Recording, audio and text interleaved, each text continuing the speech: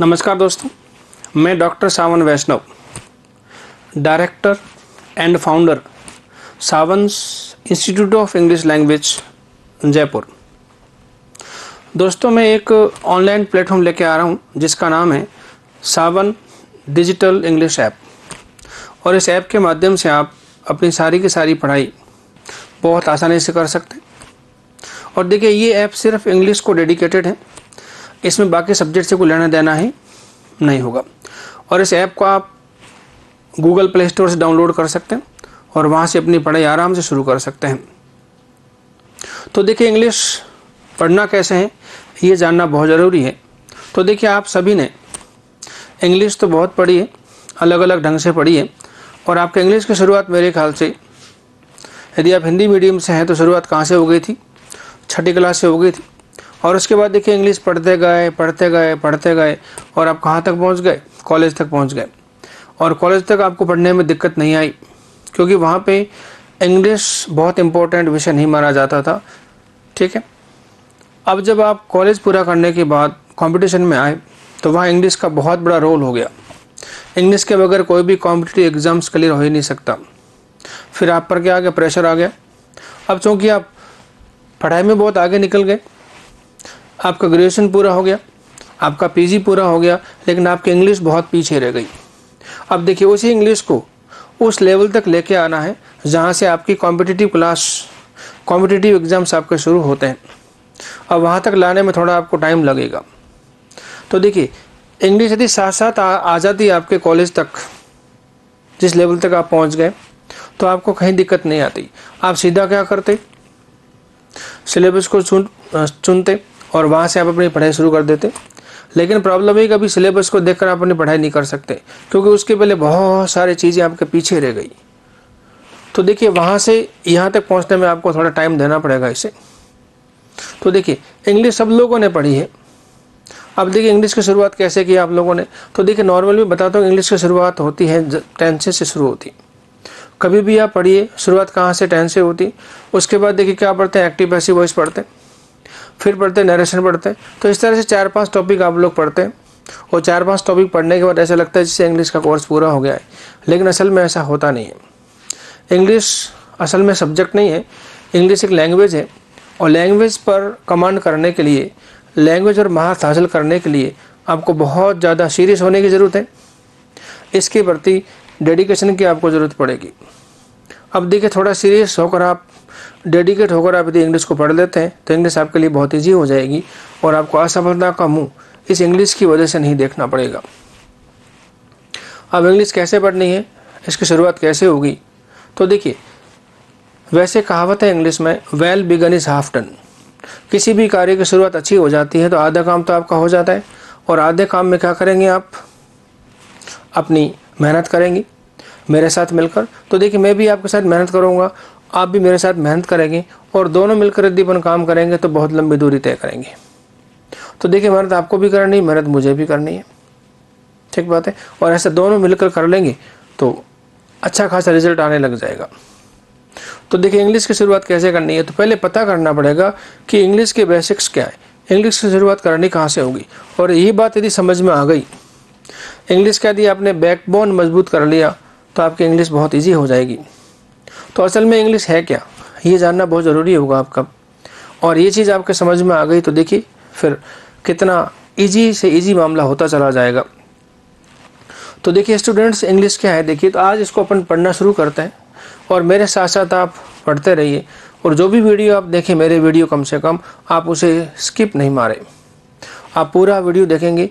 और यदि स्किप मारते तो उसमें बहुत सारी बातें आपकी मिस हो जाएगी, और बातें मिस होने का मतलब आपका लिंक टूट जाएगा। और एक बार लिंक टूटा तो फिर इंग्लिश पकड़ के बाहर हो जाएगी आपकी। तो आप पूरा वीडियो देखें, ईमानदारी से देखें, फिर देखिए आपकी मेहनत कैसे रंग लेके आती है। और एक बार फिर से मैं आपका स्वागत करता हूँ सावन डिजिटल इंग्लिश ऐप में, अभिनंदन करता हूँ। और ये ऐप बहुत ही मेहनत से बनाया गया है, आप इस पर काम करना शुरू कर दीजिए, बहुत सारा बदलाव आपकी लाइफ में आ सकता है। तो अब आ जाते हैं बिना समय बर्बाद किए इंग्लिश कैसे पढ़नी है। तो देखिए, इंग्लिश क्या है? देखिए, तो इंग्लिश एक लैंग्वेज है।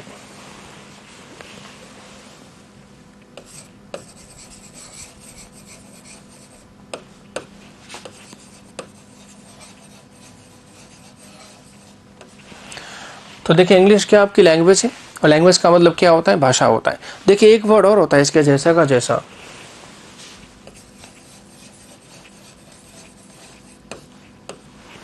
क्या लिखा है, देखिए डायलेक्ट लिखा है। तो देखिए इंग्लिश क्या आपकी भाषा है, एक वर्ड क्या लिखा मैंने, डायलेक्ट लिखा। अब देखिए लैंग्वेज का मतलब क्या होता है,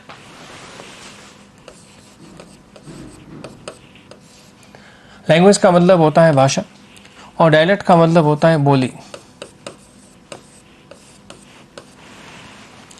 तो मुझे बताइए what is basic difference between भाषा एंड बोली, अंतर आपको पता है?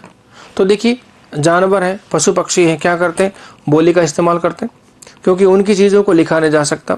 और हम इंसान लोग क्या करते हैं, हम ह्यूमन बींग्स क्या करते हैं, देखिए बोलते भी हैं और लिखते भी हैं। तो इसका मतलब ये बोली किसकी होती है, तो देखिए बोली सबकी हो सकती है, लेकिन बोली का रूप एक ही हो सकता है, क्या? तो देखिए बोली को सिर्फ बोला जा सकता है, ठीक बात है, क्योंकि देखिए जानवर जो बोलते हैं करते हैं उनको लिखा नहीं जा सकता। हमारी भी ऐसी बहुत सारी बोलियां जिनको आप लिख नहीं सकते, ठीक है। और भाषा के दो रूप होते हैं, क्या क्या हो सकते हैं, तो देखिए भाषा के दो रूप क्या क्या,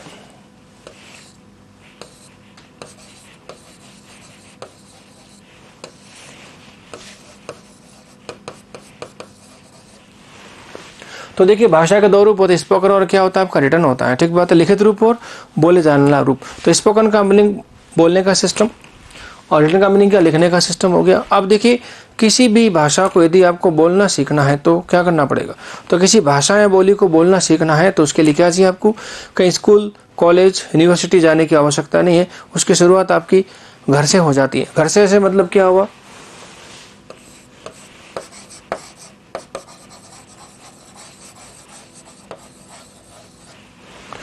उसकी शुरुआत कहाँ से होती है, आपके घर से हो जाती है, मतलब एटमॉस्फेयर, माहौल से इसकी शुरुआत हो जाती है। तो देखिए जैसा आपका माहौल है वैसा आप बोलना सीख लेते हैं। तो कभी देखा होगा आपने, छोटे छोटे बच्चे हिंदी बोलते हैं, कुछ इंग्लिश बोलते हैं, कुछ मारवाड़ी बोलते हैं, कुछ क्या बोलते हैं, कुछ क्या बोलते हैं, और कभी कभी देखा कुछ बच्चे गालियाँ बोलते हैं। बताओ गालियाँ उन्होंने कहाँ सीखी, अभी गालियाँ सीखी उन्होंने माहौल से सीखी है, कहीं कॉलेज यूनिवर्सिटी स्कूल जाकर नहीं सीखी उन्होंने। अब जैसा माहौल है वैसा बोलना आ जाएगा। तो देखिए हमारे विद्यार्थियों को नॉर्मली इंग्लिश बोलना नहीं आता, वजह क्या है, क्योंकि उन्होंने कभी इंग्लिश को सुना ही नहीं, और जब सुना नहीं है तो बोलना नहीं आ सकता। तो स्पोकन का संबंध किससे होता है, आपका माहौल से होता है, एटमॉस्फेयर से होता है, ठीक है। अब जरा देखिए इंग्लिश के भाषा के लैंग्वेज के क्या होते हैं, चार स्तंभ होते हैं, क्या क्या होते हैं जरा देखिए।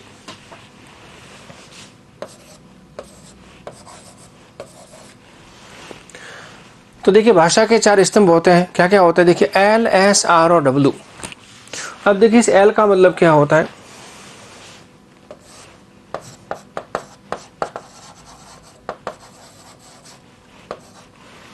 तो देखिए एल का मतलब होता है लिसनिंग, लिसनिंग का मतलब होता है कानों की शुरुआत हो जाती है। यदि आपके कान दुरुस्त है तो क्या होता है, आपका लिसनिंग शुरू हो जाती है। अब देखिए जैसा सुनेंगे वैसा क्या करेंगे, आप बोलेंगे। एस का मतलब क्या हो गया,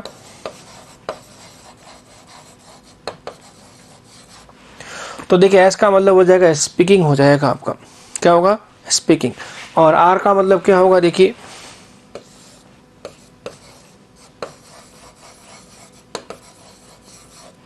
ये हो जाएगा रीडिंग हो जाएगा। और फिर लिखा डब्लू, इसका मतलब हो जाएगा राइटिंग।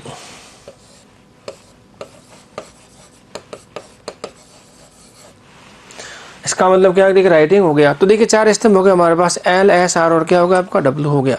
अब देखिए जो दुनिया में आएगा वो सुनेगा कुदरती, और क्या करेगा, वो बोलेगा। तो देखिए जैसा सुनेगा वैसा बोलेगा। तो ये जो दो चीजें आपकी हैं कौन कौन सी, तो देखिए लिसनिंग और स्पीकिंग ये तो सबकी होगी। जो दुनिया में आएगा वो सुनेगा भी और बोलेगा भी। और बोलेगा क्या चीज़, जो सुनेगा वो बोलेगा, जैसा माहौल होगा वैसा सुन लेगा। अब बात है दो चीज़ों की, देखिए रीडिंग और राइटिंग, ये दोनों चीज़ें हर किसी के लिए नहीं होती। तो देखिए एल और एस तो सबके लिए होती है जो दुनिया में आता है, लेकिन ये जो आर और डब्ल्यू है ये हर किसी के लिए नहीं होता है। ये अगला स्टेप है और इसका सिस्टम दूसरा होता है। तो देखिए हमारा सिस्टम क्या होगा स्पोकन में, जैसा सुनोगे वैसे क्या होगा आपका बोलोगे। और वैसे भी कहते हैं यदि आपको बहुत अच्छा वक्ता बनना है तो बहुत बढ़िया श्रोता बनना पड़ेगा आपको। तो बहुत अच्छा श्रोता ही बहुत बढ़िया क्या बन सकता है, आपका वक्ता बन सकता है। तो जैसा सुनते हैं वैसा बोलते हैं। तो देखिए स्पोकन कैसे आ जाएगा, आपका माहौल से आ जाएगा। और लिखना कभी भी माहौल से नहीं आ सकता, इम्पॉसिबल है ये। इसके लिए क्या करना पड़ेगा आपको, फॉर्मल एजुकेशन लेना पड़ेगा। तो रिटर्न के लिए क्या होगा, देखिए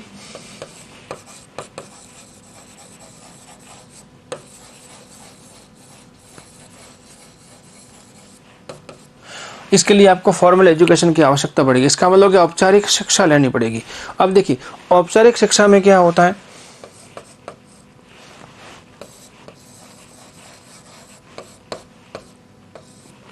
तो देखिए इसमें क्या होता है, आपका स्क्रिप्ट होता है। अब देखिए स्क्रिप्ट का मतलब दो होता है, एक तो इसका मीनिंग होता है पटकथा। तो देखिए आप मूवी जब देखते हैं उसमें जो कहानी चल रही होती है क्या होती है, आपकी स्क्रिप्ट होती है, दैट इज पटकथा होती है। और जब भाषा की बात करेंगे तब इसका मीनिंग क्या होगा, लिपि होता है,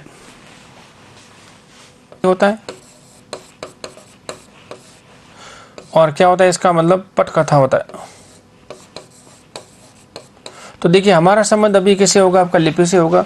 और जानते हैं इंग्लिश की लिपि क्या होती है,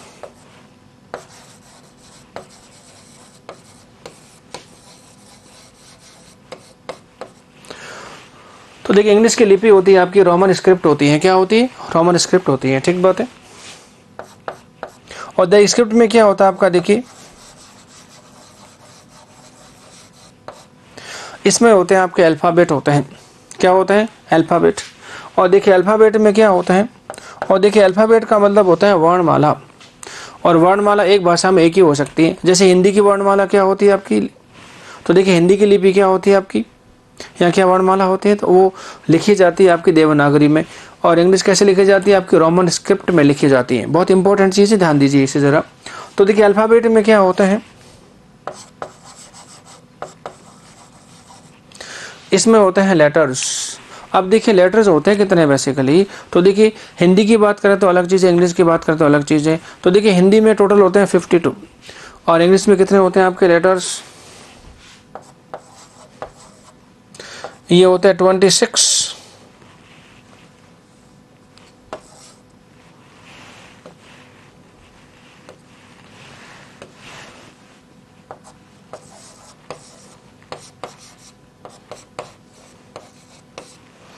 ये कितने होते हैं आपके 26 क्या होते हैं आपके A to Z होते हैं। तो देखिए ये सारी की सारी बातें आपने अभी समझी। तो देखिए इंग्लिश क्या होगी, लैंग्वेज है, डायलेक्ट है, डायलेक्ट क्या होती है आपकी बोली होती है जो स्पोकन होती है। भाषा के दो रूप होते हैं, रिटन और स्पोकन। स्पोकन सीखना है तो माहौल चाहिए, और लिखना है तो फॉर्मल एजुकेशन की जरूरत पड़ेगी आपको। क्या चाहिए, फॉर्मल एजुकेशन की आपको जरूरत पड़ेगी, ठीक है। इसमें क्या होता है आपका स्क्रिप्ट होगा जो क्या होगी आपकी लिपि होगी। और इंग्लिश की लिपि क्या होती है आपकी रोमन स्क्रिप्ट होती है। इसमें होते हैं अल्फ़ाबेट, अल्फ़ाबेट में होते हैं लेटर्स, कितने होते हैं 26 जो क्या होते हैं A to Z होते हैं। ये सारी बातें आपने समझी, ठीक बात है। अब देखिए जो लेटर हैं इनसे मिलकर क्या बनेगा, देखिए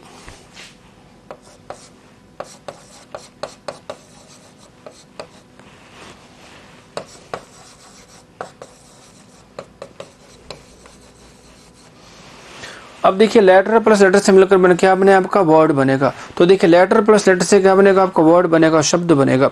अब देखिए शब्द बनने के लिए कम से कम कितने लेटर्स की आवश्यकता पड़ेगी, तो देखिए वैसे कम से कम 2 अक्षरों की आवश्यकता पड़ती है शब्द बनने के लिए, लेकिन कभी कभी ऐसा नहीं भी होता है, एक ही लेटर से आपका शब्द बन सकता है। एग्जाम्पल के तौर पर देखिए ये दो चीजें आपकी, एक तो आई और एक क्या होगा आपका आर्टिकल ए, ये दो क्या है, शब्द है अपने आप में पूरे। ये शब्द कब होंगे, तो आई तो हमेशा शब्द ही होता है जिसका मतलब होता है मैं और मैंने होता है, और ए जब आर्टिकल है तो क्या होगा, हमेशा ये शब्द होगा, ठीक है। तो देखिए लेटर से मिलकर क्या बना आपका वर्ड बना। अब देखिए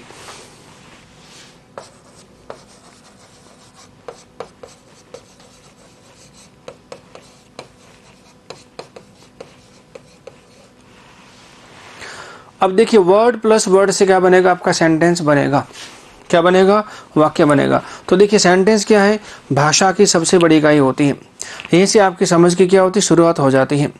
तो sentence is the biggest unit of any language, कोई सी भाषा हो उसमें सेंटेंस क्या होता है आपका सबसे बड़ी यूनिट होती है। अब देखिए सेंटेंस क्या होता है आपका सबसे बड़ी यूनिट होगी,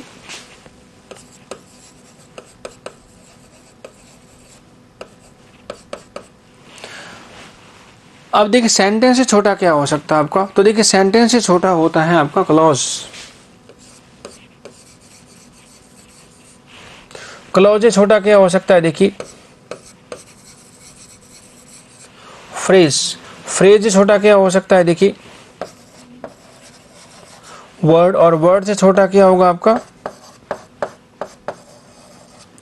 लेटर होता है। तो देखिए ये क्रम चलता है आपका सिस्टम का। तो देखिए सेंटेंस सबसे बड़ी यूनिट हो गई, फिर क्या होगा आपका क्लॉज, फिर क्या होगा फ्रेज, फिर हो गया वर्ड, और फिर क्या होगा लेटर। और देखिए लेटर क्या होती है आपकी सबसे छोटी का ही होती है भाषा की, और सबसे बड़ी क्या होती है आपकी सेंटेंस होती है। अब देखिए इसको उल्टा क्रम फॉलो करें तो देखिए सबसे छोटा क्या होता है आपका लेटर, लेटर से बड़ा क्या होगा आपका वर्ड, वर्ड से बड़ा क्या क्लॉज, और क्लॉज से बड़ा क्या हो गया आपका सेंटेंस हो गया। ये क्रम आपको फॉलो करना पड़ेगा, और ये क्रम बहुत इंपॉर्टेंट है। तो हमारा फोकस कहाँ होगा, देखिए सेंटेंस पर होगा, क्योंकि सेंटेंस से ही सारा का सारा सिस्टम क्या होगा आपका शुरू हो जाएगा, वहीं से आपकी समझ क्या होगी शुरू होगी। अब देखिए सेंटेंस क्या होती है आपकी सबसे बड़ी यूनिट होती है। तो शुरुआत कहाँ से करेंगे, देखिए सेंटेंस शुरुआत करेंगे।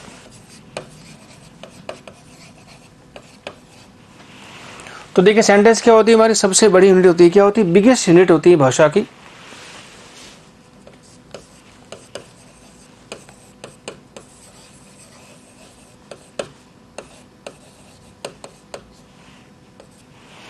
क्या होती है, देखिए भाषा की सबसे बड़ी यूनिट क्या होती है आपकी सेंटेंस होती है।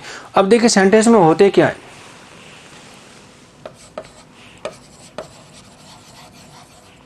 तो देखिए सेंटेंस में क्या होते हैं आपके वर्ड्स होते हैं, और देखिए वर्ड्स का अपना क्रम होता है, क्योंकि इनको सही क्रम में लेके नहीं आते तो सेंटेंस आपका नहीं बन पाएगा। वर्ड सही क्रम में तो ही सेंटेंस बनेगा, अदरवाइज संभव ही नहीं है। तो देखिए जितने भी वर्ड्स हैं इनका अपना क्या होता है क्रम होता है, और वो क्रम क्या होता है देखिए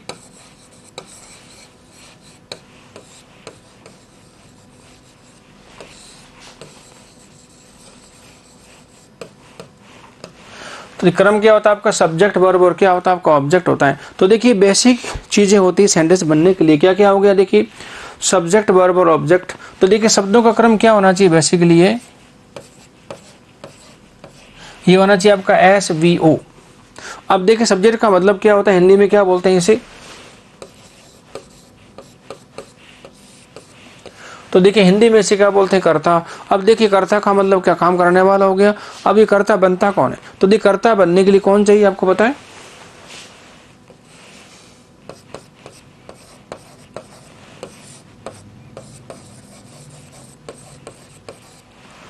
तो देखिए सब्जेक्ट बनने के लिए क्या चाहिए आपको नाउन, या फिर क्या चाहिए आपको प्रोनाउन चाहिए, उसके बगैर आपका सब्जेक्ट बन सकता ही नहीं। उसके बाद देखिए वर्ब क्या होती है, क्रिया होती है, जो क्या होती है एक्शन होती है। उसके बाद देखिए ऑब्जेक्ट कौन होता है, तो ऑब्जेक्ट का मतलब होता है हिंदी में कर्म होता है। क्या होता है देखिए कर्म होता है। अब देखिए कर्म बनेगा कौन,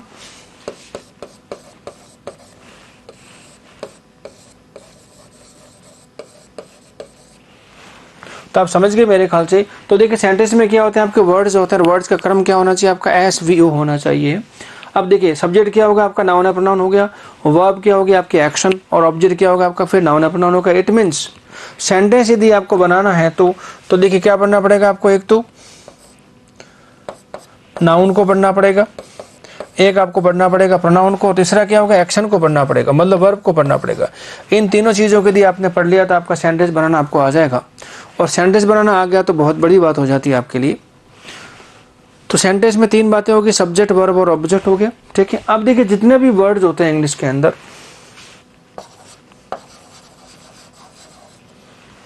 अब देखिए जितने भी वर्ड्स हैं उनका अपना क्रम तो होता ही है। क्या क्या होता है क्रम, सब्जेक्ट बन के आता है, वर्ब बन के आता है, क्या बन के आता है आपका ऑब्जेक्ट बन के आता है, ठीक है। अब देखिए जितने भी वर्ड्स हैं इनका अपना क्या होता है एक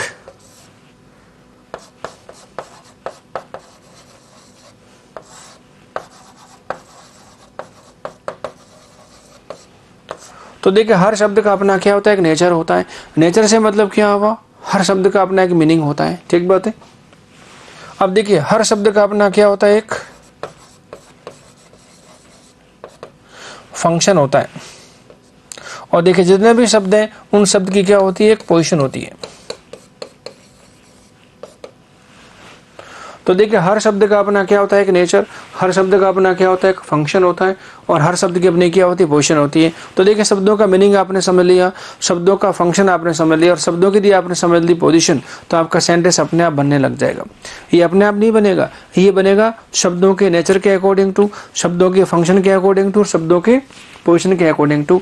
अब देखिए आपको समझना क्या बेसिकली, तो आपको समझना है शब्दों का मीनिंग मतलब नेचर, क्या समझना है फंक्शन, और क्या समझना है आपको शब्दों की पोजीशन समझनी है।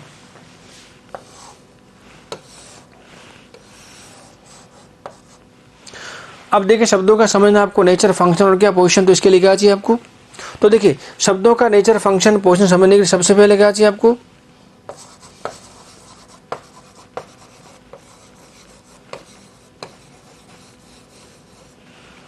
तो देखिए सबसे पहले आवश्यकता पड़ती है आपको ग्रामर बुक की आवश्यकता पड़ती है। किसकी आवश्यकता पड़ती है, ग्रामर बुक। और ग्रामर बुक यदि आपको बढ़िया मिल जाती है, आपके समझ में लग जाती, तो फिर बहुत बढ़िया बात, इससे बढ़िया बात तो हो ही नहीं सकती, that is well and good. और मान लो बुक अपने आप आपके समझ में नहीं आ रही है, तो फिर क्या होगा, फिर आपको आवश्यकता पड़ती है किसकी, अब या टीचर बोल सकते हैं आप, ट्यूटर बोल सकते हैं आप, मेंटर बोल सकते हैं, फिर आप बोल सकते हैं एजुकेटर, कोई बोल सकते हैं। तो आपको किसकी आवश्यकता पड़ती है, ट्यूटर की आवश्यकता पड़ेगी।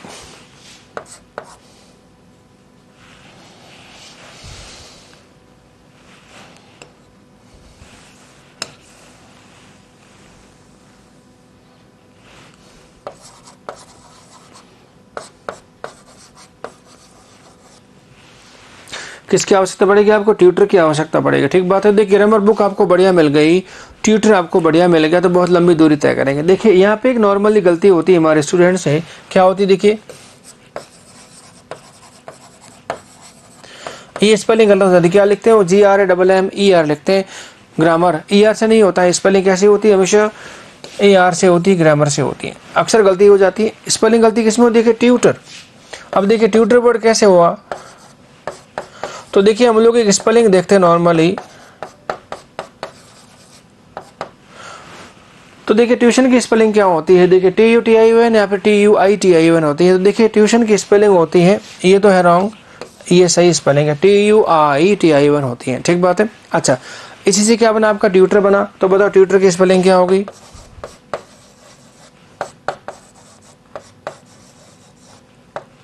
अब देखिए हमारा स्टूडेंट क्या बोलता है कि जब ट्यूशन में आई है तो ट्यूटर में होना चाहिए, लेकिन ऐसा नहीं है। तो देखिए ट्यूटर की ये स्पेलिंग रॉन्ग है, ये स्पेलिंग क्या आपकी सही है। तो देखिए थोड़ा ध्यान दीजिए आप, क्योंकि स्पेलिंग से जुड़े प्रश्न भी आपके एग्जाम में आते हैं, और ये बेसिक चीज़ें पता होना बनता है और होना चाहिए भी। ठीक है। अब देखिए बात करते हैं,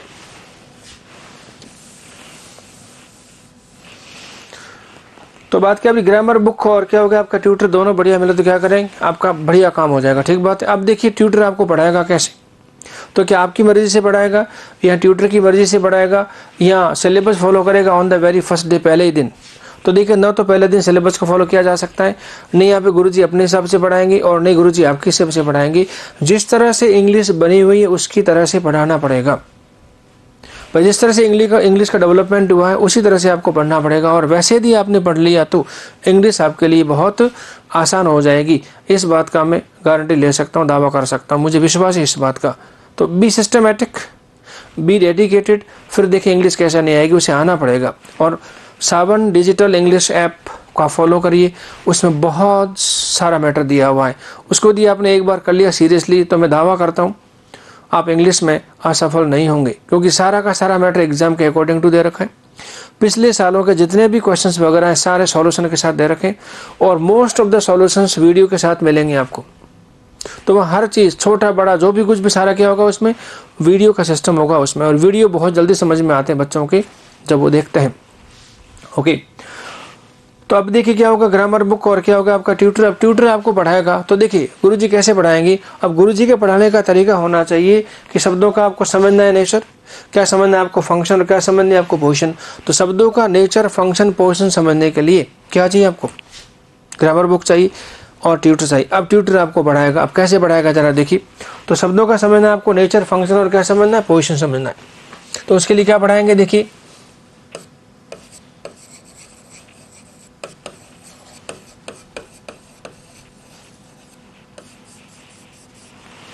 उसके लिए क्या पढ़ाएंगे, आपको पार्ट्स ऑफ स्पीच पढ़ाएंगे। और देखिए पार्ट्स ऑफ स्पीच का मतलब क्या होता है, शब्द भेद होता है। और शब्द भेद का मतलब होता है शब्दों का नेचर समझना, शब्दों का फंक्शन और शब्दों की पोजीशन समझना होता है। तो देखिए हिंदी में क्या बोलते हैं इसे,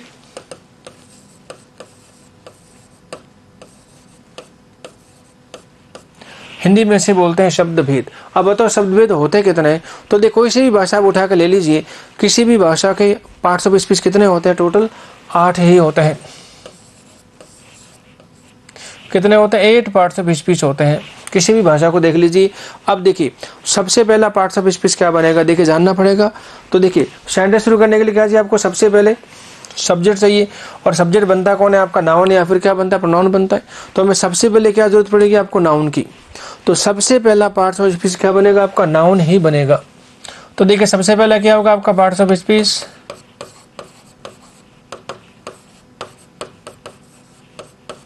जिसे क्या बोलेंगे आप, संज्ञा बोलेंगे। ठीक बात है। अब देखिए संज्ञा जो आपका पार्ट्स ऑफ स्पीच है क्या बनेगा, ये कभी तो बनेगा आपका देखिए सब्जेक्ट, कभी क्या बनेगा आपका ऑब्जेक्ट बनेगा। ठीक बात है। अब देखिए नाउन नहीं है तो फिर क्या होगा आपका,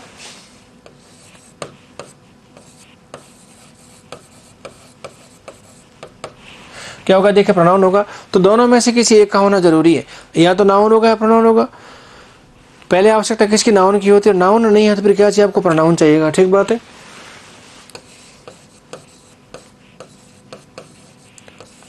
तो इन दोनों में से किसी एक का होना जरूरी है। अब देखिए सर्वनाम भी क्या बनते हैं आपके सेंटेंस में, या तो बनेगा सब्जेक्ट, यहाँ क्या बनेगा, ये ऑब्जेक्ट बनेगा।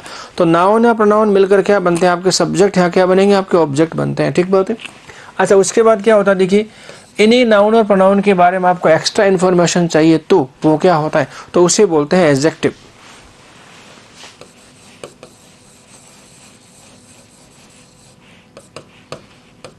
इसी का बोलते हैं एडजेक्टिव बोलते हैं। और एडजेक्टिव का मतलब होता है विशेषण।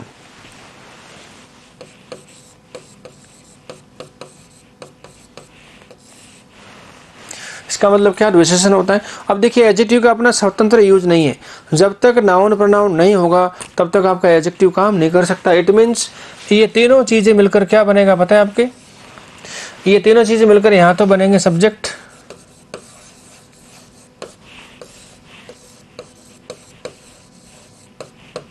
यहाँ क्या बनेगा आपके ऑब्जेक्ट बनेंगे।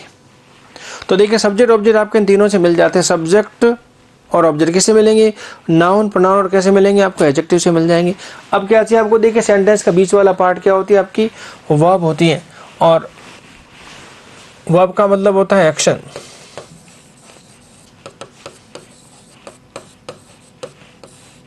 जिसे क्या बोलते हैं, क्रिया बोला जाता है। अब जब आप काम करेगा तो देखिए कर्ता क्या करता है, काम करेगा। तो सब्जेक्ट का मतलब होता है कर्ता, कर्ता क्या करेगा, काम करेगा। और जब काम करेगा तो काम करने का ढंग भी उसका होगा। तो देखिए जब काम करेगा तो काम करने का ढंग क्या हो गया,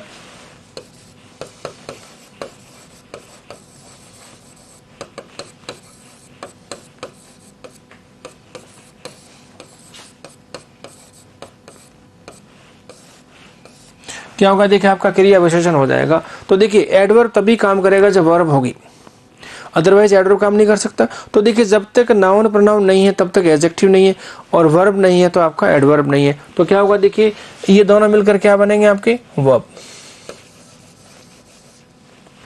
तो देखिए सेंटेंस के तीनों पार्ट आपको इन्हीं से मिल गए। क्या क्या मिल गया, देखिए सब्जेक्ट मिल गया आपको, वर्ब और क्या मिला आपको, ऑब्जेक्ट मिल गया। ठीक बात है। अब यहाँ आने के बाद क्या होता है आपका, देखिए सेंटेंस एक बार पूरा हो जाता है। अब देखिए वाक्य पूरा होने के बाद क्या होता है, तो सेंटेंस में जो नाउन और प्रोनाउन आते हैं या सेंटेंस में शब्द आप यूज करते हैं, उन शब्दों के बीच में क्या होता है आपका संबंध होता है। तो वाक्यों में आने वाले शब्दों के बीच में संबंध होता है, वो संबंध बताने वाले शब्द क्या होते हैं आपके, प्रीपोजिशन होते हैं। तो नाउन और प्रोनाउन के बीच में संबंध बताने वाले शब्द क्या होते हैं आपके, कारक होते हैं।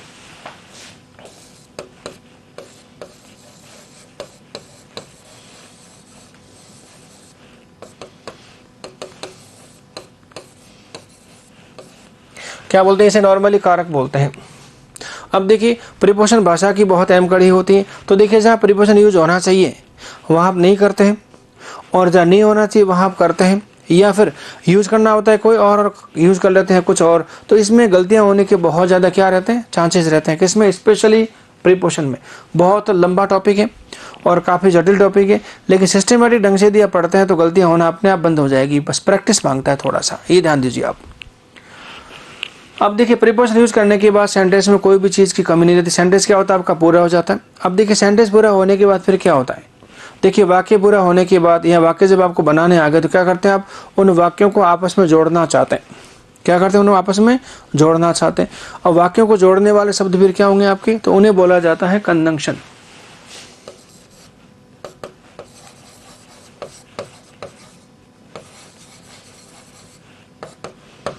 क्या बोलते हैं इसे, कंजंक्शन बोला जाता है। ये होता क्या कंजंक्शन, ये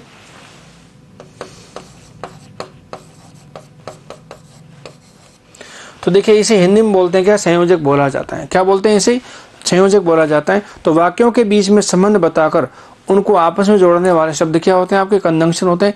ये भी भाषा का बहुत इंपॉर्टेंट टॉपिक रहता है, ध्यान दीजिए। अच्छा, कंजंक्शन आने के बाद क्या हुआ, फिर हमारे पास कोई चीज़ की कमी नहीं रहती है, भाषा पूर्ण रूप में आ जाती है। अब देखिए भाषा जब पूर्ण हो गई, भाषा अपने पूरे रूप में आ गई, तो फिर क्या होता है, भाषा में जो अचानक अनुभूतियाँ होती हैं, अचानक जो फीलिंग्स कई बार डेवलप होती हैं, उनको आप कैसे व्यक्त करते हैं। तो सडन फीलिंग्स को व्यक्त करने का जो तरीका है, जो सिस्टम है, उसको भी भाषा में महत्व दिया गया है और उसको क्या बोलते हैं,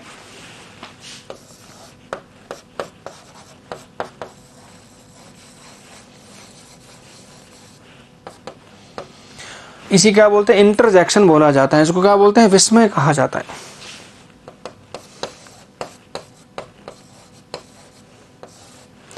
तो वैसे क्या बोलते हैं इसे, विस्मयादि बोधक शब्द बोलते हैं, क्या बोल सकते हैं, विस्मय बोल सकते हैं।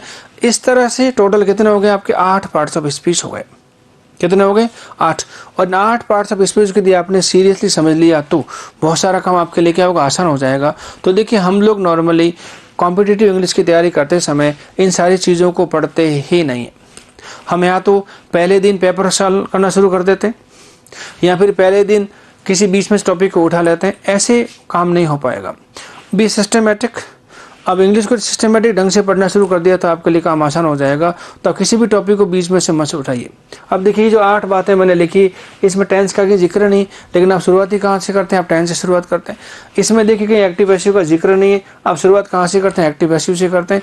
इसमें देखिए 8 बातों में नरेशन लिखा नहीं है, आपका डायरेक्ट इनडायरेक्ट स्पीच लिखा ही नहीं है, फिर भी आप शुरुआत वहीं से करते हैं। तो ऐसे कैसे हो जाएगा, तो बीच में से काम नहीं होगा। देखिए वही नींव बनानी पड़ेगी, बैकग्राउंड बनाना पड़ेगा, उसके बाद ही आपकी बड़ी बिल्डिंग बन सकती है, कंगूरा बन सकता है। ऑल ऑफ सडन बिल्डिंग नहीं बना सकते आप। और देखिए बिल्डिंग को बनाने से पहले आपको मनी इन्वेस्ट बिल्डिंग के बारे में बहुत कुछ सोचना पड़ेगा, और सोचोगे तो काम हो जाएगा। तो कितनी बातें होगी, टोटल 8 पार्ट्स ऑफ स्पीच हो गए। अब मुझे ये बताओ कितने टोटल टॉपिक होते हैं जिन्हें पढ़ने के बाद आपका सिलेबस पूरा हो जाता है। क्या सिलेबस पूरा हो जाएगा इंग्लिश का। उसके बाद आप कोई सा भी एग्जाम दे सकते हैं बिना किसी झिझक के, बिना किसी प्रॉब्लम के। तो देखिए टोटल टॉपिक कितने होते हैं, तो देखिए टोटल टॉपिक करीबन इंग्लिश में होते हैं आपके 30-32 टॉपिक होते हैं। कितने होते हैं, अब वो कौन कौन से 30-32 टॉपिक है मैं आपको सारा का सारा समझाता हूँ अभी। तो यही है इंग्लिश का पूरा सिलेबस। इंग्लिश को आपको पढ़नी कैसे, हाउ टू स्टडी इंग्लिश, उसी की बात मैं कर रहा हूँ अभी आपके लिए। तो इन 8 के अलावा और क्या क्या पढ़ना पड़ेगा उसकी बात करते हैं। तो देखिए इस 8 के अलावा आप और क्या क्या पढ़ेंगे, और बाकी बातें कहाँ से निकलेगी आपके, इस वर्ब में से निकलेगी, जब वर्ब पढ़ेंगे तब। अब देखिए क्या होगा आपका, अब जब वर्ब पढ़ेंगे उसमें से क्या क्या निकलेंगे आपके टॉपिक, वो देखिए आप।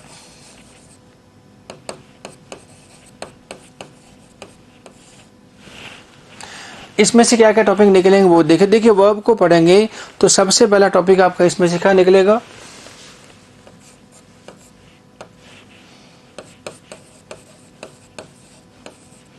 तो देखिए सबसे पहला टॉपिक आपका इसमें निकलेगा टेंसेस। और टेंसेस कितने होते हैं आपको पता है, और टेंसेस का मतलब क्या होता है, इसको बोलते हैं काल बोलते हैं, नॉर्मली हिंदी में क्या बोलते हैं इसे,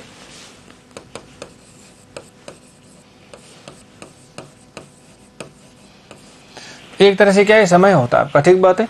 अब देखिए टेंसेस कितने होते हैं आपको पहले से पता है। तो देखिए पहला टेंस क्या होता है आपका,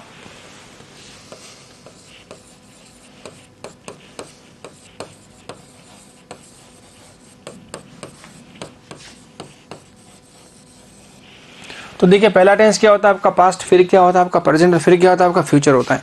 अब देखिए इनके बारे में आपको जानकारी होगी पहले से मेरे ख्याल से। तो देखिए जो पास्ट टेंस से पहला होता है, वैसे हम लोग बोलते हैं क्या, पहले प्रेजेंट बोलते हैं, लेकिन पहले प्रेजेंट होता नहीं है। असल में क्या होता है आपका पहला टेंस पास्ट टेंस होता है। अरे भाई हमारा पास्ट है तभी आज प्रेजेंट है, और पास्ट नहीं होता तो प्रेजेंट नहीं होता। तो हमारा जो जन्म हुआ कहाँ, प्रेजेंट में हुआ कि पास्ट में हुआ है? तो जन्म हमारा पास्ट में हुआ, इट मीन्स पास्ट इंपॉर्टेंट है बजाय किसके भी, प्रेजेंट के। और देखिए पास्ट के 4 टुकड़े होते हैं, प्रेजेंट के 4 क्लासिफिकेशन, फ्यूचर क्या होते हैं आपके 4 क्लासिफिकेशन। तो 4 क्या होते हैं प्रेजेंट, 4 ही क्या होते हैं आपके पास्ट, 4 ही क्या होते हैं आपके फ्यूचर। कुल मिलाकर कितने टेंस बन जाते हैं आपको पता है? 12 टेंस बन जाते हैं, जो आप अक्सर कहते हैं।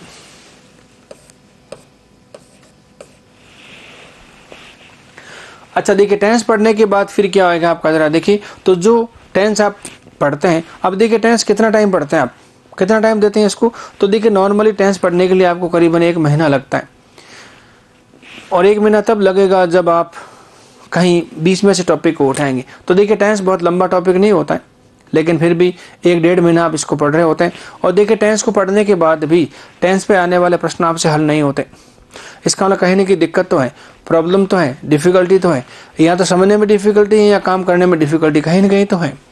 ठीक है, अब फिर हमारे जो मित्र लोग होते हैं क्या बोलते हैं, कहते हैं इंग्लिश को पढ़ना चाहिए कॉन्सेप्ट के साथ, इंग्लिश को पढ़ना चाहिए रूल्स के साथ। तो कुछ कहते हैं कॉन्सेप्ट के साथ, कुछ कैसे रूल्स के साथ। अब देखिए कौन से तो कॉन्सेप्ट है, कौन से रूल्स है, मेरी आज दिन तक समझ में नहीं आया। अरे जब इंग्लिश ही नहीं आती है तो मेरे भाई ये कॉन्सेप्ट और रूल्स कैसे काम करेंगे? ये कब काम करेंगे? जब आपको जो बेसिक इंग्लिश है वो आने लग जाएगी, तब आपका जो रूल्स और कॉन्सेप्ट है काम करने लग जाएंगे। तो रूल्स और कॉन्सेप्ट कोई अलग अलग चीज़ें नहीं है, एक ही सिक्के के दोनों पहलू हैं। इनको अलग अलग सुनकर कंफ्यूज होने की आवश्यकता नहीं है। और देखता हूँ मैं कई बार यूट्यूब पे है इंग्लिश के किलर कॉन्सेप्ट्स। अब मुझे नहीं पता किलर कॉन्सेप्ट्स कौन से होते हैं। आप 2 घंटे इंग्लिश पढ़ लीजिए, पूरी अंग्रेजी आपको आ जाएगी। आप मुझे 2 घंटे दे दो, आप मुझे 5 घंटे दे दो, मैं आपको 200 में से 200 नंबर दिलवा देता हूँ, है 50 में से 50 दिलवा देता हूँ। अरे भाई साहब ये क्या मचा रखा है? ये ऐसा कभी भी नहीं होगा, इसलिए इस माया जाल में नहीं फंसे, ये सब गड़बड़ है, ऐसा कभी हो ही नहीं सकता। मुझे 30 साल हो गए अंग्रेजी पढ़ाते पढ़ाते, मुझे इसका शॉर्टकट कभी नजर ही नहीं आया। खूब विचार किया इस पर, खूब मनन किया, खूब मेडिटेशन किया, लेकिन इसका कोई शॉर्टकट समझ नहीं आया। और फिर भी हमारे विद्यार्थी क्या करते हैं, शॉर्टकट करता है। तो शॉर्टकट से एक बार बचिए आप, एक बार इसको लॉन्ग कट करके पढ़ लीजिए, फिर इंग्लिश आपके लिए बहुत ईजी हो जाएगी। कुछ ज़्यादा दे दिया मैंने प्रवचन, माफ़ करिएगा। अच्छा क्या देखिए टेंसेज हो गए, टेंस क्या हो गया, आप काल समय हो गया। कितने होते हैं टोटल? 12 होते हैं। 4 पास्ट के होते हैं, 4 प्रेजेंट के, 4 के होते हैं आपके फ्यूचर के होते हैं। अब जब टेंस पढ़ा है तो इन्हीं टेंस को कैसे लिखा जाए बदल करके, इसका मीनिंग चेंज नहीं हो, उसे बोलते हैं एक्टिव और पैसिव वॉइस बोलते हैं।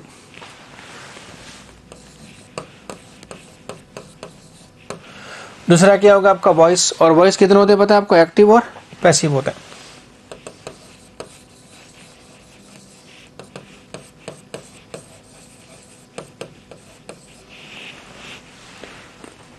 अब देखिए एक्टिव पैसिव, हमारा स्टूडेंट एक्टिव पैसिव टॉपिक समझ लेता है, इनमें से प्रश्न आते हैं तब तो वो कर लेता है, लेकिन अलग से यदि कुछ करना पड़े तो वो समझ नहीं पाता है। अब जैसे जब स्टूडेंट को ये समझ में नहीं आ रहा कि सेंटेंस कब एक्टिव होता है कब पैसिव में होता है, और जब ये समझ में नहीं आया तो वो समझ नहीं सकता, और नहीं समझेगा तो जो प्रश्न एग्जाम में आते हैं वो कैसे हल करेगा।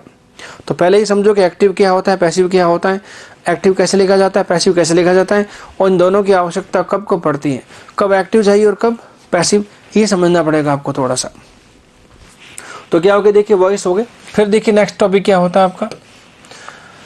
तो देखिए टेंस पढ़ने में आपको करीबन 1 महीना लगता है, और जितना पढ़ने में टाइम लगता है टेंस को, उतना टाइम किस में लगेगा आपको? वॉइस पढ़ने में लगेगा आपका। ठीक बात है। अब देखिए वॉइस के बाद क्या होगा, देखिए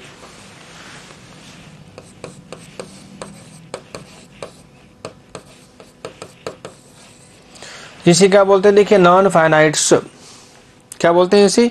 नॉन फाइनाइट्स।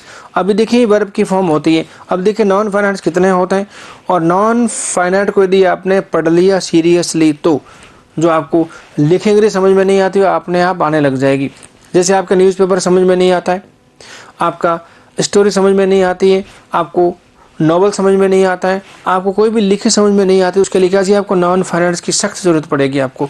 और नॉन फाइनाइट टॉपिक यदि आपने समझ लिया तो जो लिखी अंग्रेजी आप आसानी से समझ सकते हैं। अब देखिए नॉन फाइनाइट कौन कौन से होते हैं उसकी बात करते हैं। तो देखिए इसमें क्या क्या होता है।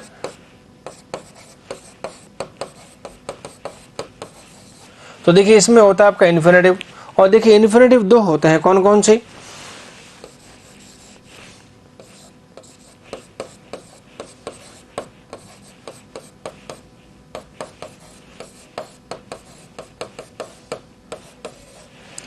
एक क्या होता है आपका, देखिए फुल इन्फिनेटिव होता है, और दूसरा क्या होता है, देखिए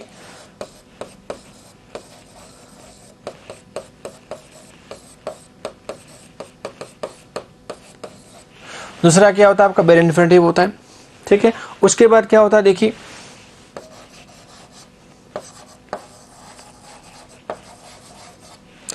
उसके बाद होता है आपका क्या होता है, जेरंड होता है। अब देखिए जेरंड दिखता कैसे है, तो देखिए पहले करते हैं टू इन्फिनेटिव कैसे दिखता है। तो देखिए ये यहाँ तो होता है टू फर्स्ट वर्ब,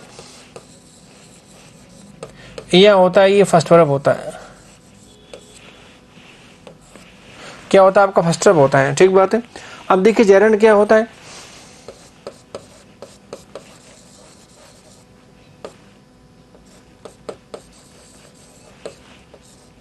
तो देखिए जेरंड क्या होता है आपका आईएनजी वर्ब होती है, फोर्थ वर्ब जिसे बोलते हैं। फिर क्या होता है, देखिए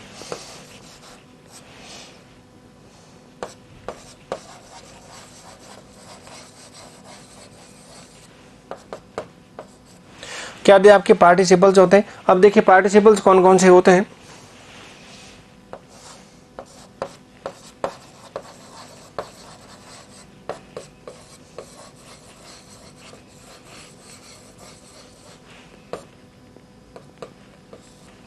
क्या देखिए प्रेजेंट पार्टिसिपल होता है, ये कैसा दिखता है जरा देखिए,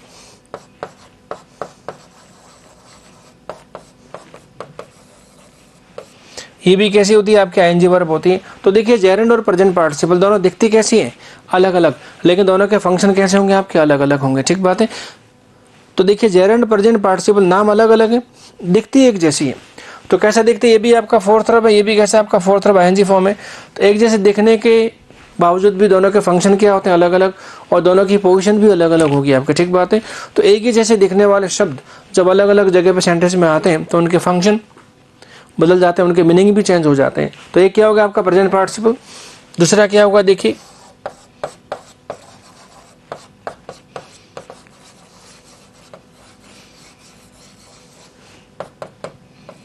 क्या, देखिए पास्ट पार्टिसिपल होता है, और ये कैसा दिखता है,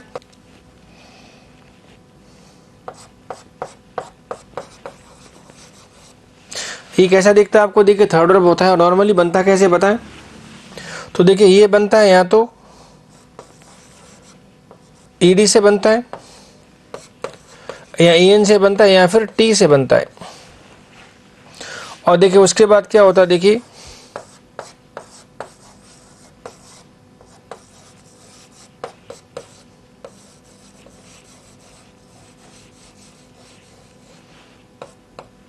क्या होता है, देखिए परफेक्ट पार्टिसिपल कैसे बन के आता है जरा देखिए,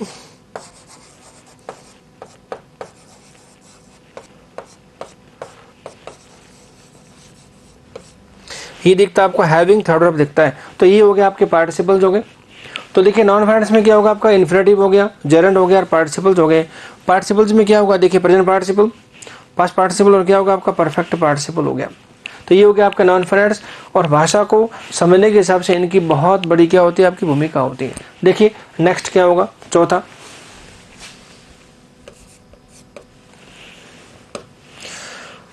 अब देखिए नॉन फाइनेंस के बाद आपका आता है क्या, डायरेक्ट इनडायरेक्ट स्पीच।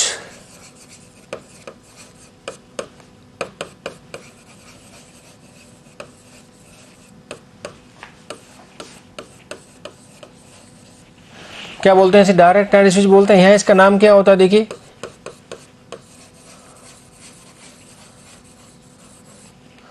इसका देखिए नाम होता है आपका नरेशन, यहाँ इसे बोलते हैं,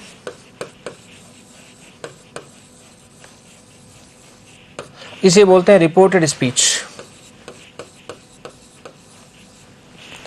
अब देखिए डायरेक्ट स्पीच और क्या होगा आपका इनडायरेक्ट स्पीच। डायरेक्ट स्पीच का मतलब क्या होता है, इसको बोलते हैं प्रत्यक्ष कथन, और इनडायरेक्ट स्पीच का मतलब होता है अप्रत्यक्ष कथन। अब देखिए प्रत्यक्ष कथन का मतलब क्या होता है, तो देखिए डायरेक्ट स्पीच का मतलब होता है किसी भी व्यक्ति के द्वारा बोली हुई बात को वापस उसी के शब्दों में कहना, वो क्या होता है आपका डायरेक्ट। और किसी भी व्यक्ति के द्वारा बोली हुई बात को अर्थ बदले बिना अपने शब्दों में कहना, वो क्या होता है आपका इनडायरेक्ट स्पीच कहलाता है। ठीक है, इसके बाद देखिए कौन सा टॉपिक है आपका,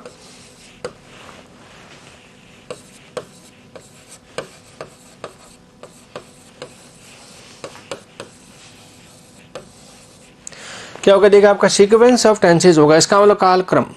इसका मतलब एक सेंटेंस में दिया आपको पहले से टेंस दिया हुआ है, तो दूसरे सेंटेंस में कौन सा टेंस आएगा, ये क्या कहलाता है, आपका सीक्वेंस ऑफ टेंस कहलाता है। अब देखिए सीक्वेंस का मतलब भी क्या होता है, तो सीक्वेंस का मतलब होता है ऑर्डर, इसका मतलब होता है क्रम होता है। क्या होता है, क्रम।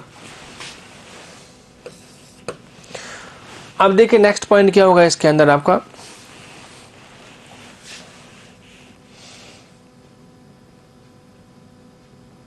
तो देखिए टेंसेज हो गया, वॉइस हो गया, नॉन फाइनाइट हो गया, आपका क्या होगा, डाटा डेट स्पीच हो गया, देखिए सीक्वेंस ऑफ टेंसेज हो गया। फिर देखिए क्या होगा, देखिए क्या बोलते हैं, देखिए मॉडल्स। और मॉडल्स का मतलब क्या हुआ, तो ये होती भाववाचक क्रियाएं, मतलब ऐसी क्रियाएं जिनके बाद हमेशा क्या होता है, आपका फर्स्ट ऑफ यूज होती है, और जिनमें कोई ना कोई भाव पहले से होता है, उसे क्या बोलते हैं, मॉडल्स बोलते हैं। हिंदी में क्या बोलते हैं, इसे भाववाचक क्रियाएं बोला जाता है।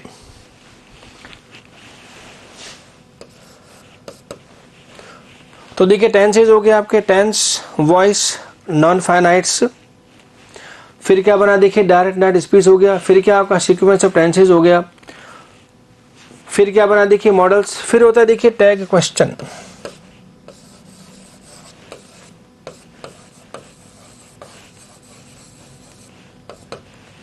क्या बोलते हैं इसे, टैग क्वेश्चन। और टैग क्वेश्चन का मतलब क्या होता है, वाक्यांत प्रश्न।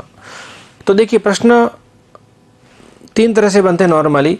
एक प्रश्न बनता है आपका हेल्पिंग वर्ब से, जो सेंटेंस शुरू करता है, ठीक है। एक बनता है आपका WH वर्ड से, वो भी क्या करता है, आपका वाक्य शुरू करता है। और एक प्रश्न ऐसा बनता है जो वाक्य शुरू करने की बजाय वाक्य खत्म करता है। तो किसी भी सेंटेंस के एंड में प्रश्न लगाकर पूछना, उसे क्या बोलते हैं, आप टैग क्वेश्चन बोलते हैं। और हिंदी में क्या बोलते हैं, देखिए वाक्यांत प्रश्न। तो किसी भी वाक्य के अंत में प्रश्न को लगाकर पूछना क्या होता है, आपका वाक्यांत प्रश्न होता है। तो कितनी बातें हुई, जरा देखिए एक बार आप मोटे मोटे रूप में। तो क्या बना, देखिए टेंसेस बना, वॉइस बना, नॉन फाइनाइट्स हो गया, जेरेंट हो गया आपका। फिर क्या बना, देखिए डायरेक्ट स्पीच हो गया। फिर बना आपका सीक्वेंस ऑफ टेंसेस। फिर क्या होगा, आपका मॉडल्स। फिर होगा टैग क्वेश्चन। और देखिए लास्ट में क्या होगा, ये एक टॉपिक बन के आता है आपका, बहुत इंपॉर्टेंट टॉपिक है।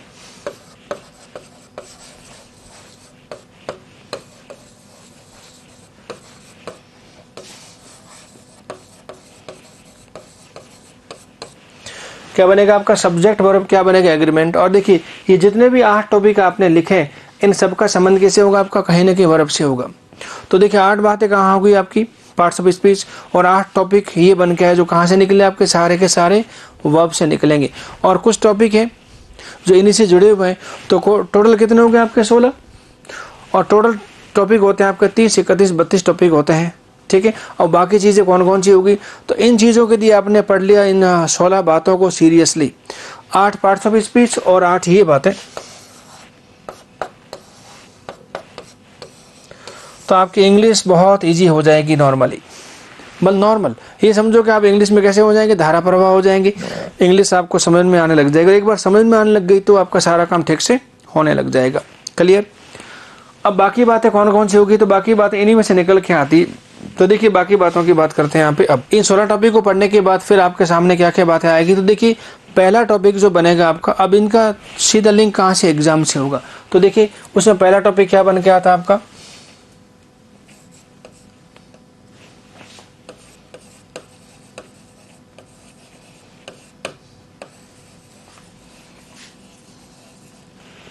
क्या बोलते हैं इसे, कॉमन एरर्स बोलते हैं। इसका मतलब अनजाने में होने वाली गलतियां क्या होती है, आपकी कॉमन एरर्स होती हैं। यहाँ इनको बोलते हैं कई बार स्पॉटिंग एरर्स भी के नाम से जानते हैं। तो एक ही बात है, कॉमन एरर्स बोलते हैं या फिर एरर्स बोलते हैं या फिर क्या बोलते हैं, स्पॉटिंग एरर बोलते हैं, एक ही बात है।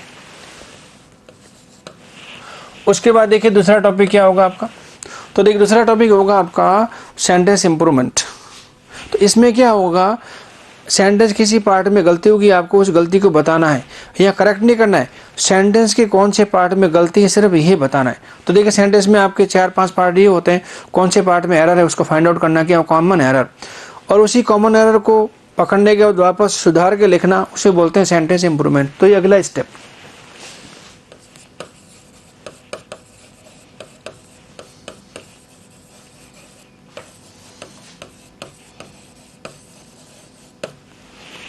तो देखिए सेंटेंस में कोई गलती है तो उसको आप सुधारेंगे कैसे, वो क्या होगा, आपका सेंटेंस इंप्रूवमेंट हो गया, ठीक है। नेक्स्ट क्या होगा, देखिए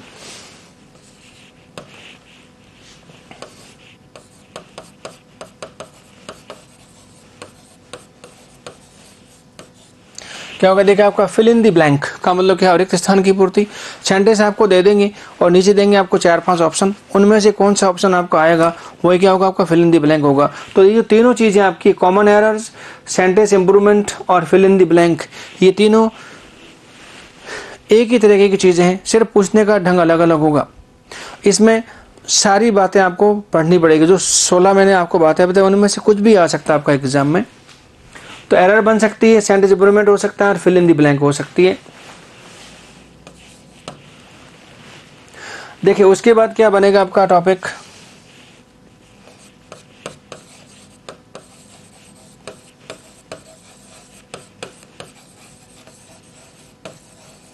क्या बनेगा आपके इडियम्स एंड फ्रेजेस। ये सारी बातें आपको याद करनी पड़ेगी। हालांकि सारी बातें आपको वीडियो के माध्यम से समझाएंगे, ऐप में जो मैटर दे रखा है उसका सारा का सारा। तो देखिए इडियम्स एंड फ्रेजेस का मतलब क्या होता है, ये मुहावरे होते हैं, कहावतें होती हैं। तो ऐसे वर्ड ग्रुप जिनका शाब्दिक अर्थ नहीं होता उन्हें क्या बोलते हैं, इडियम्स एंड फ्रेजेस बोलते हैं। फिर क्या होगा, देखिए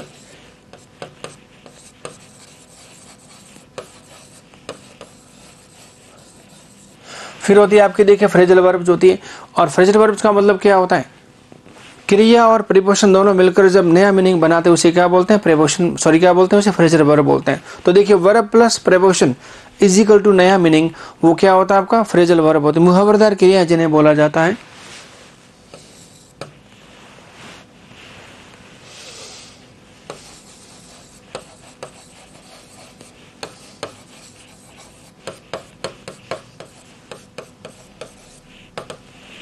फिर क्या, देखिए वन वर्ड क्या होता है आपका, सब्सटीट्यूशन होता है। इसका मतलब पूरे वाक्य के लिए एक वर्ड, एकार्थी शब्द क्या बोलता है आपका, वन वर्ड सब्सटीट्यूशन होता है। फिर देखिए क्या होता है,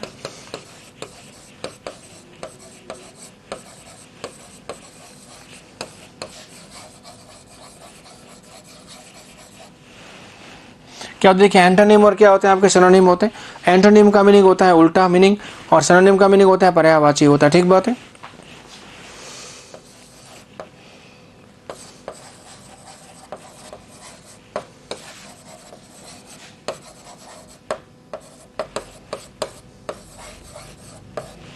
उसके बाद देखिए करेक्ट और क्या होता है आपका, मिस स्पेल्ड के प्रश्न आते हैं एग्जाम में। कौन सी स्पेलिंग सही है, कौन सी स्पेलिंग गलत है, ये सारी बातें भी आपके एग्जाम में पूछी जाती है।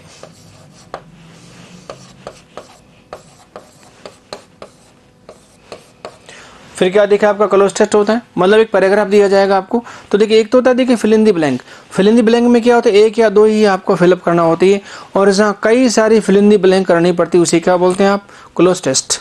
तो देखिए पूरा का पूरा पैराग्राफ है, उसमें यदि आपको फिल इन दी ब्लैंक करना पड़े तो उसे क्या बोलते हैं आप, क्लोज टेस्ट बोलते हैं। ठीक बात है। इसका मतलब फिल इन दी ब्लैंक का लंबा सिस्टम बन के आता है उसे क्या बोलते हैं, क्लोज टेस्ट बोला जाता है। और हर आंसर के लिए आपके पास क्या होंगे, 4-5 ऑप्शन रहते हैं, उनमें से किसी एक वर्ड को चूज करना होता है, उसे क्या बोलते हैं आप, क्लोज टेस्ट बोलते हैं। अच्छा फिर देखिए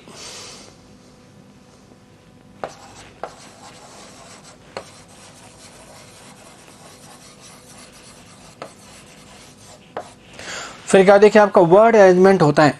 अब देखिए क्या होगा, एग्जाम में शब्दों को आपको बिखर के दे दिया और आपसे क्या बोलते हैं कि पूरा का पूरा वाक्य बनाइए।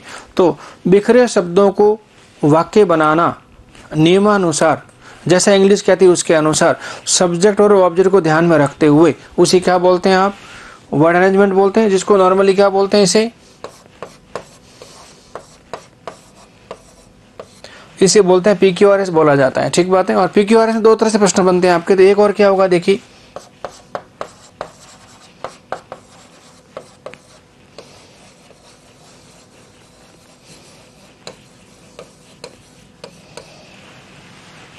तो देखिए वर्ड अरेंजमेंट और क्या होता है आपका, सेंटेंस अरेंजमेंट होता है। ठीक बात है। अब देखिए इसमें भी क्या होता है आपका, इसको PQRS बोला जाता है। तो PQRS में दो बातें होती है आपकी, कौन कौन सी होती है, वर्ड अरेंजमेंट और क्या होता है आपका, सेंटेंस अरेंजमेंट होता है। तो the common error, sentence improvement, fill in the blank, idioms and phrases, phrasal verbs, one word substitution, antonym synonym, correct and misspelled, cloze test. Word arrangement में PQRS क्या होगा आपका, सेंटेंस अरेंजमेंट होगा, इसे क्या बोलते हैं, PQRS बोला जाता है। अच्छा उसके बाद देखिए क्या होता है आपका,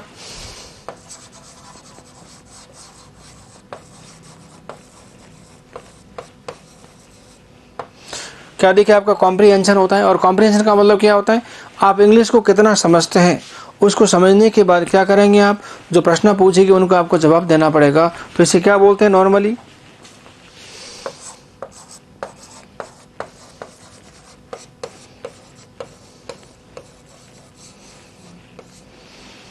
इसी क्या बोलते हैं आप, अनसीन पैसेज बोलते हैं। क्या बोलते हैं इसे, अनसीन पैसेज। कितनी सारी बातें होगी आपकी।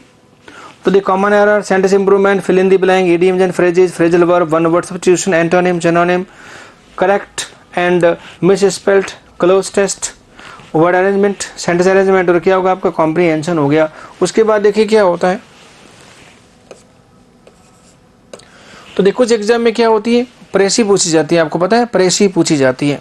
क्या पूछते हैं, प्रेसी राइटिंग।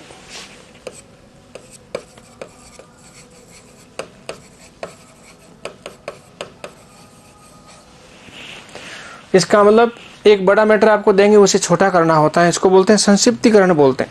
क्या बोलते हैं इसे, संक्षिप्तीकरण बोलते हैं, दैट इज प्रेसी राइटिंग। और देखिए लास्ट क्या होगा आपका, देखिए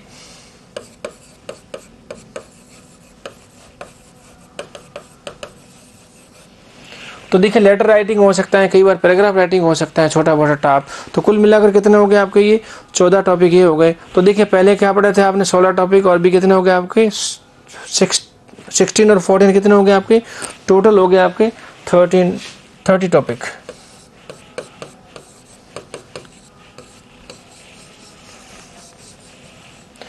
इन सभी को आप सीरियसली पढ़ लेते हैं तो बहुत सारा काम आपका आसान हो जाएगा। ठीक बात है, तो काम तो करना पड़ेगा। तो देखिए काफ़ी लेंथी सिलेबस है, इसको करने में आप शॉर्टकट फॉलो नहीं कर सकते, इसको बहुत ही सीरियसली आपको पढ़ना पड़ेगा।